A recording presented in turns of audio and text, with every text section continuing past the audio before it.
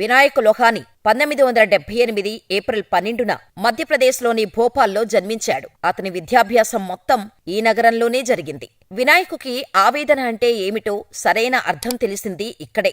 అందరికీ అన్నీ వసతులుండవని, కొందరసలు ఏ సౌకర్యం లేకుండా జీవితంలో రాణించాల్సి ఉంటుందని అర్థమైంది కూడా అక్కడే.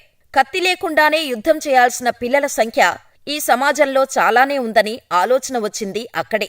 వినాయక్ తాను ఖరగ్పూర్ ఐఐటిలో బీటెక్ చేస్తున్నప్పుడు కూడా 3 పిల్లలను చేరదీసి వారిని ఒక అద్దె ఇంట్లో ఉంచి బాగోగులు చూడటం ప్రారంభించాడు వినాయక్. ఒకరిద్దరిని చేరదీయటంతోనే తన పని అయిపోలేదని తెలుసుకున్నాడు. కాని అప్పటికీ వినాయక్ దగ్గర అంత ఆర్థిక బలం లేదు. అయినా సరే ఏదో చెయ్యాలనే ఉద్దేశంతో 15 మంది పిల్లలతో 2003లో పరివార్ ఆశ్రమ్ స్థాపించాడు.